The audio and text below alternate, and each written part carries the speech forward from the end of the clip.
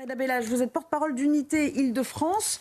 Est-ce que vous avez une réelle crainte qu'il y ait des débordements ce jour-là? Beaucoup disent, attention, côté syndical, l'été, traditionnellement, il y a plutôt une faible mobilisation. Pas cette année, selon vous? Je pense que cette année est exceptionnelle et on constatera surtout que depuis plus d'un an maintenant, quand il y a une contestation ou une expression de colère, elle se fait souvent, que ce soit à Paris ou en province, dans les grandes villes, en s'attaquant aux forces de l'ordre, en s'attaquant aux biens immobiliers des riverains. Voilà, donc du coup, oui, bien sûr qu'il y a des craintes. On a des craintes qu'il y ait des confrontations entre des éléments d'ultra-droite et des éléments d'ultra-gauche. On a des craintes qu'il y ait encore des black blocs comme que ça a été régulièrement le cas.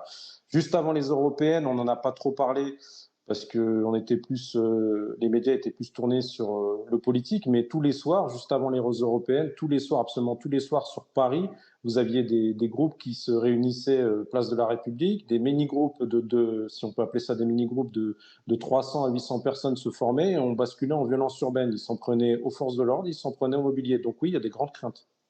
Oui, donc qu'il y ait ou pas une intersyndicale et un vrai front social qui s'ouvre, de toute façon, pour vous, ça donnera lieu à des dégradations. Parce qu'on ne tient pas les troupes, ça ira même au-delà de la revendication sociale. Mais écoutez, on l'a vu pendant la réforme des retraites, pour laquelle nous, on était contre cette réforme. Même nous, Unité, on participait à ces manifestations, mais ça n'a pas empêché les Black Blocs de mettre un de mes collègues à terre, ça n'a pas empêché les Black Blocs de brûler un collègue vif. Non, bien sûr qu'il y a des craintes.